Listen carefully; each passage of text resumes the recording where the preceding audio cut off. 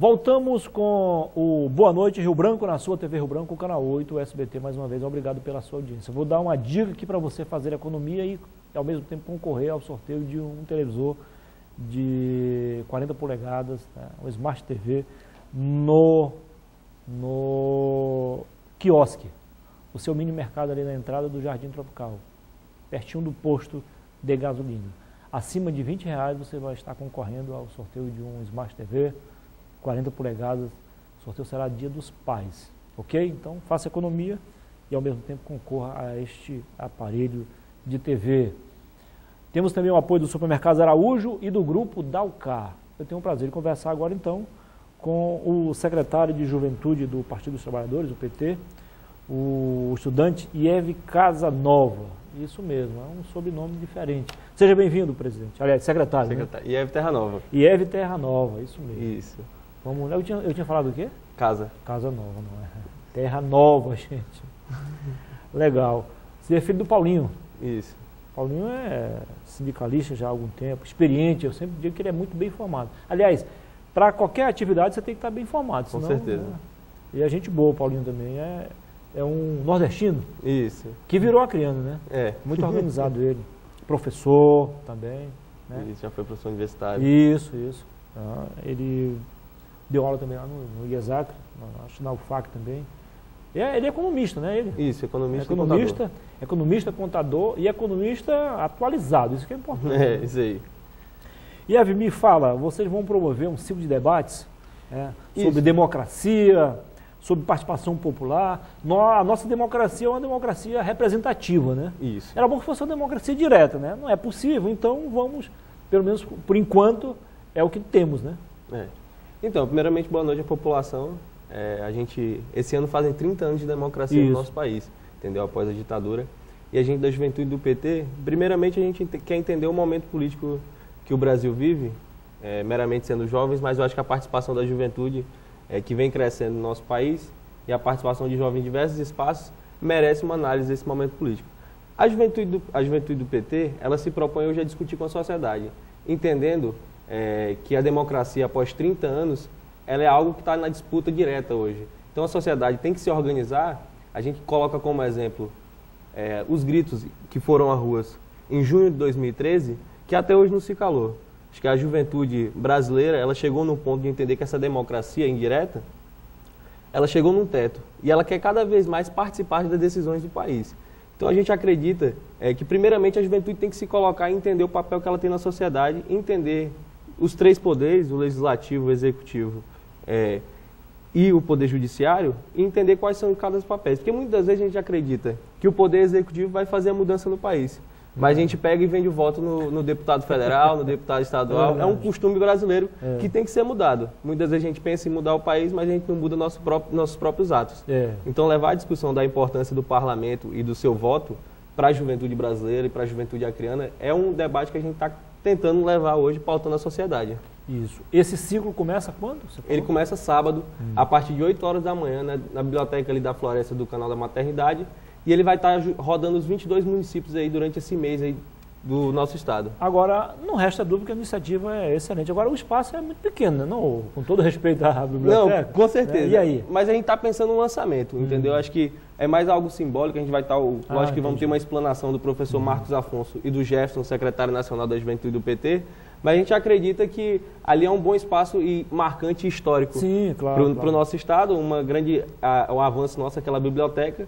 Então a gente colocou como marca ali. E após de lá a gente já vai estar indo para Chapuri, outra marca histórica do nosso estado. E para o partido de vocês também, né? Com certeza. Ali lá é o berço do PT, né? Chapuri, isso, né? Com o Chico Mendes ali no STR ali, a luta dos trabalhadores rurais é a nossa marca. E ali pertinho tem uma outra luta que começou praticamente na mesma época com o Wilson Pinheiro. Com os dois assassinados também.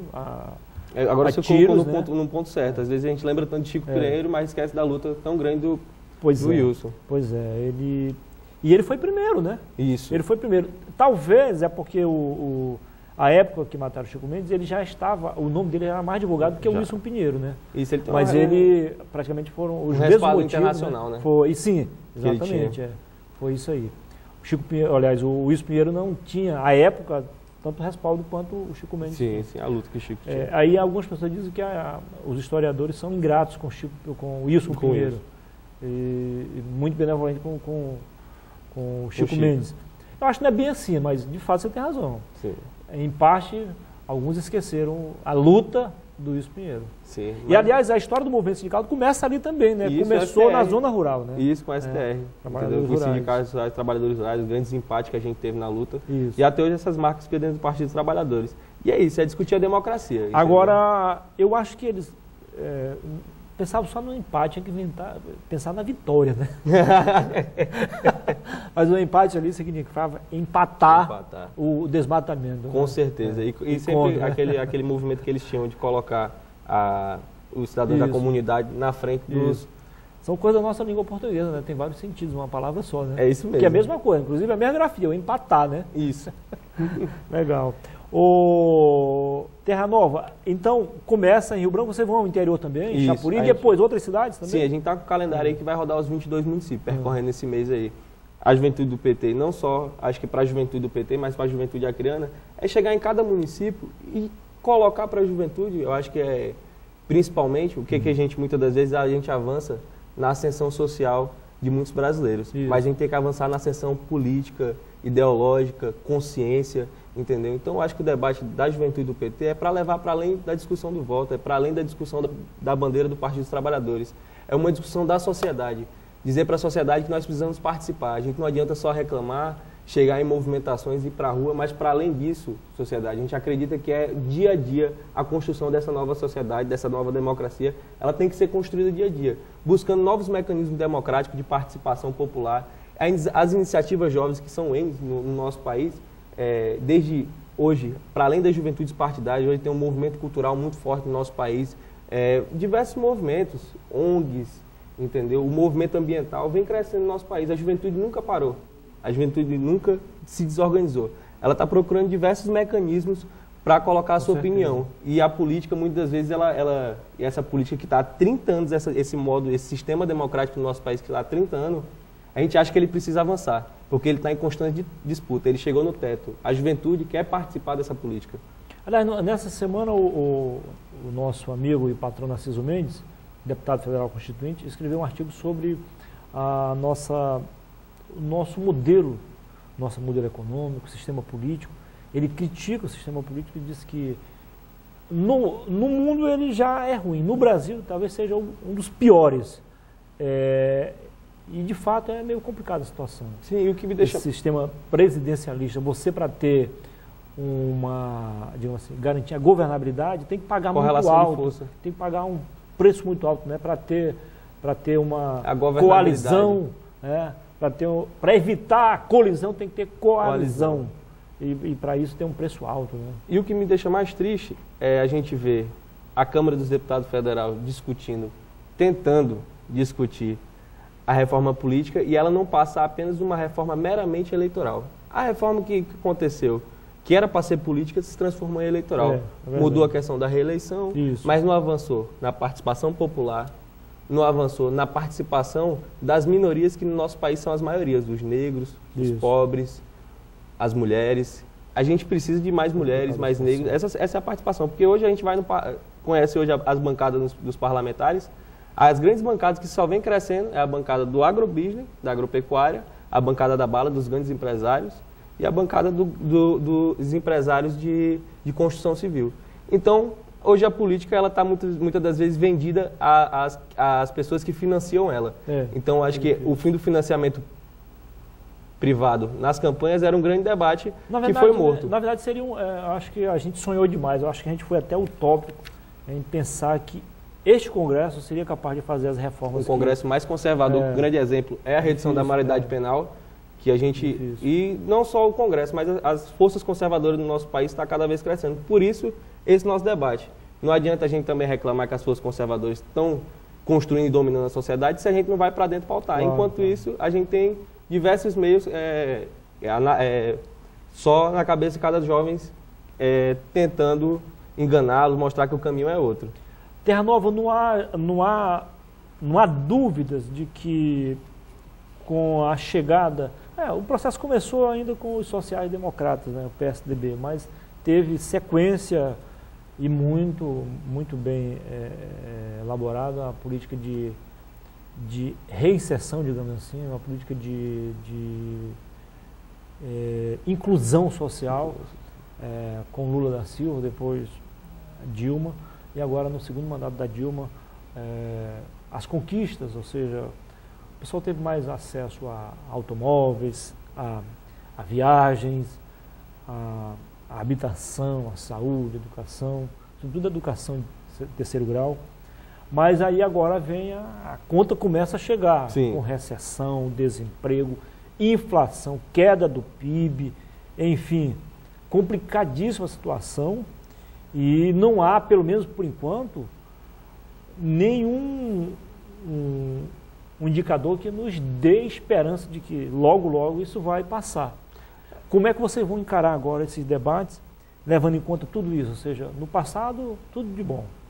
Agora, no presente, a conta começa a chegar. A gente acha que, primeiramente, o momento político, a gente não discorda, porque é uma crise que ela não só acontece no Brasil, é uma crise que está desde 2008, que no governo Lula pegou uma marola, mas a gente acha que agora ela veio muito mais forte para o nosso país e a gente teve que apertar o cinto. E o Lula, né? O Lula falou que era marola e pelo menos no governo dele foi marola. Foi marola. Foi em 2008. Ainda bem. Agora, hoje a gente analisa um exemplo, a questão do pleno, quase o pleno emprego que a gente tem no nosso país. Enquanto a Grécia está num momento de quase entregar as contas. Lá acabou. Hoje grandes países, como o exemplo agora está crescendo, lógico, os Estados Unidos. Mas os Estados Unidos há 2, 3 anos atrás ele levou um baque que teve os maiores índices de desemprego. Enquanto a gente estava no nosso país muito bem, obrigado. Só que chega no momento que as contas têm que ser pagas, como você falou. Mas a gente acredita que é um momento. E pede, minimamente, o entendimento do povo. Que esse momento ele vai passar, mas é para ser aplicado grandes planos mais na frente. Hoje, a gente chegou nesse momento, mas a gente também conseguiu colocar mais de 30 milhões criando uma nova classe média. Hoje a gente chegou nesse momento, mas a gente garantiu milhões de jovens pelo FIES, pelo ProUni, pelo REUNI. Hoje a gente garantiu ter uma mão de obra qualificada pelos IFACs e pelo Pronatec. Então a gente garantiu muita coisa para esse brasileiro. O que a gente fala é que o brasileiro hoje ele não se preocupa mais só em comer, mas agora ele quer avançar na cultura, na educação, na participação na sociedade, na democracia.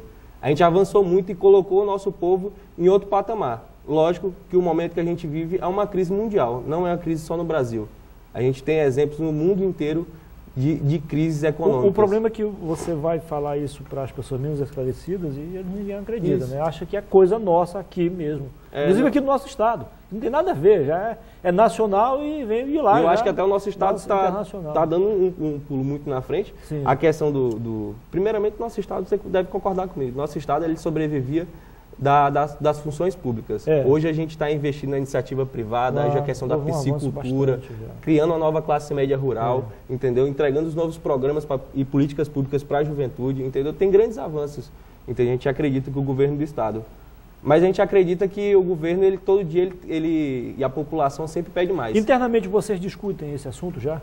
Sobre a questão da economia em si? Sim. Primeiramente, eu participei do 5º Congresso do PT. A gente apontou algumas coisas, entendeu, de resolução para o partido e principalmente de apoio ao governo nesse momento.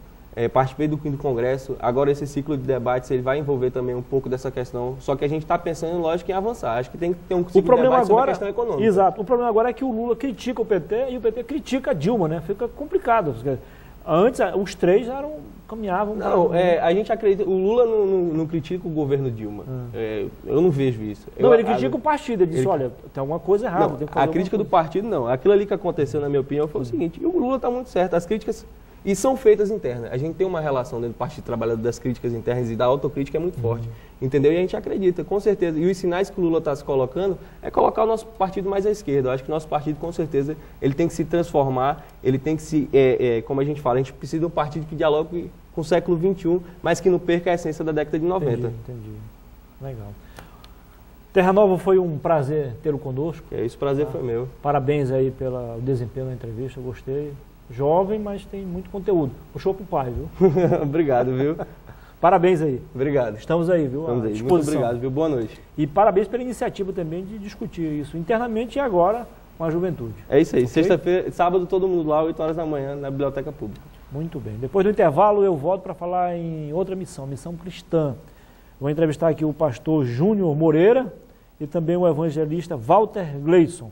Eles vêm falar da 5ª Grande Cruzada Evangelística, que acontece dias 6 e sábado, 10 e 11 deste mês, na Baixada da Sobraú. Fique com a gente. Até já.